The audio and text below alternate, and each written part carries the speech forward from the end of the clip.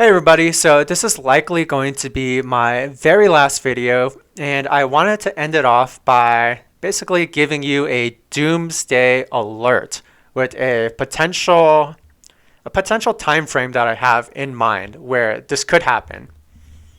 Now, a lot of people they do doomsday alerts, but not many people do this on their final video. So this is going to be my final video for the foreseeable future. So right now I am on TradingView and I have the moving averages set. So this is the 50 and this is the 200. So red is 200, green is 50. I am on the weekly time frame, which is the 5-year right here. So that means that every single candlestick represents 1 week. So, let's go ahead and let's talk about this. So y'all might know what a death cross or a golden cross is. So a death cross is when the 50 moves under the 200. Now most people when they do this, they're looking at the day time frame where every single candlestick represents 1 day. Now the reason why they do this is because it's more frequent on the 1-day candlestick chart. So you can see right here we have a death cross. You can see right here we have a golden cross. So golden cross is when the 50 crosses over the 200. Death cross is when the 50 crosses underneath the 200. So people look at this on the day time frame. They rarely ever look at it on the week time frame. So let's go ahead and let's look at the week time frame. So this only happened really like 2 times in the last 23 years. So this is very, very rare. So right here, the last time we saw it, this was the financial crisis right here. So the last time before that, that was the dot-com crisis. Do note that before this actually happens, you see a lot of the crash already take place. So when this does happen, you're almost closer to a bottom, I would say. So you pretty much get like a solid knock in the ass after this happens, as you can see right here and then right there. And then with the financial crisis, we were pretty much at the bottom right there, but we got one more final kick in the ass right there. And then that pretty much marked the bottom right there. So let's just go ahead and let's talk about what actually moves these moving averages. So when I say 200 moving average, that means 200 weeks if I'm on the week time frame. So if I were to just go right here and I say, when was it 200 weeks before February 2nd, 2023? This is basically a calendar calculator. This says Thursday, April 4th, 2019. Now I could do the same thing with 50 weeks, I mean. And 50 weeks right here, it says February 17, 2022. So here's what I do. I go ahead and I mark these. So green represents 50 weeks. Red represents 200 weeks. So what a moving average is basically it's taking the 50 most recent weeks and averaging it up. That is how this line is calculated. So what basically happens when a new week occurs? So when a new week occurs, I basically move 1 week forward. So I get rid of the old week and then I add the new week. So as I'm doing that, notice that price action right here is higher than price action right here. So as I do that, this is going to continue to curl down unless, this price action catches up to this price action all the way up here. Then this line could go a little bit flat. So right now it's curling down, as you guys can see. But what about the 200 weekly moving average?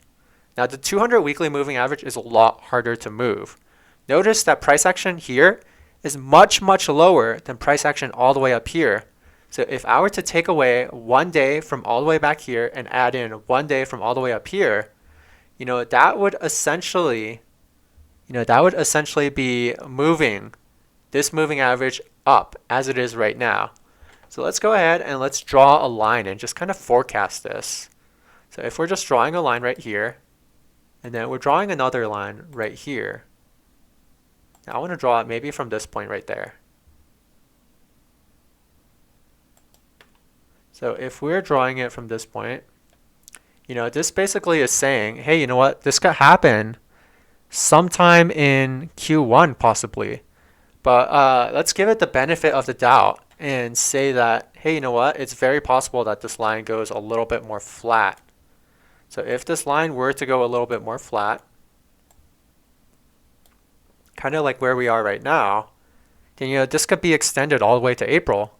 Now, if this were to just go almost completely flat, what can we expect? I mean, we can basically expect, this to happen possibly by July, sometime in late July. So, where I'm expecting this moving average crossover is likely going to be sometime near the end of Q2, possibly the beginning of Q3. So that's what I'm seeing for the NASDAQ. Now, the NASDAQ, I want to say, is the most risky because it's the most inverted with the 50-day, or the 50-week, I want to say. Now, if I'm looking at SPY, you can see right here, that we've got a little bit more time. So if I'm to extend this out a little bit, and let's just give it the benefit of the doubt case, where I'm pretty much just going flat. This could pretty much go all the way out until, quite possibly around May. Let's see, what is that? That would be sometime, yeah, around May. So also a similar scenario, near the end of Q2, possibly the beginning of Q3. So a lot of people, they're saying something like, hey, you know what? We're going to have a bearish first half and a bullish second half. And what has happened? Basically, the opposite has happened. Now, what if, that bullish second half that they were to consider is actually going to be the crash? I mean, that would be pretty hilarious and pretty sad at the same time. So let's go ahead and let's look at the Dow as well. So the Dow is probably the most safe because look, I mean, it's the least inverted with the 50 weekly. Now, if I'm to extend this out a little bit, this could go all the way out possibly until February of 2024. So the Dow is probably the safest, assuming that, it just stays mostly flat around here. So that being said, let's just go back into SPY and actually look at the last few times that this did occur, where the crossover did happen. So right here, I have that marked right there. Again, it's the same thing. We have the .com and we have the financial crisis. What about the Dow? Same thing. Basically, we have the financial crisis right here and the .com, except the .com, it didn't affect the Dow as much. So basically same thing right there. So that is pretty much my doomsday prediction. And I do want to talk about the economy and earnings real quick. So the economy right now, the interest rates are much, much higher and people have a lot less money than they did before. And we're constantly seeing headlines where people are getting laid off. Now, as far as earnings go, if we're going to see deflation, then the inflation that was propping up revenue for earnings, that's going to start declining. And we're going to start seeing negative revenue growth for a lot of these companies and possibly even the mega caps. So it's very possible that we could see negative revenue growth for the mega caps. And we're starting to see some of that in the quarterly data. So, if that starts showing up in the full year data, then yeah, that could be a pretty negative catalyst.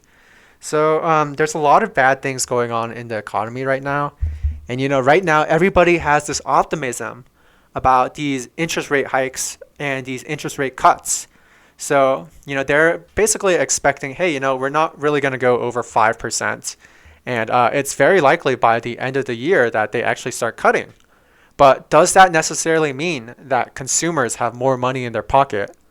Not necessarily. So that is the worrisome thing. Because if consumers are essentially hurt in this entire process, well then what do you think is going to happen? There's not going to be a whole lot of earnings because consumers, they're not going to be consuming as much. So this basically ends my final video, and I hope you guys found this useful.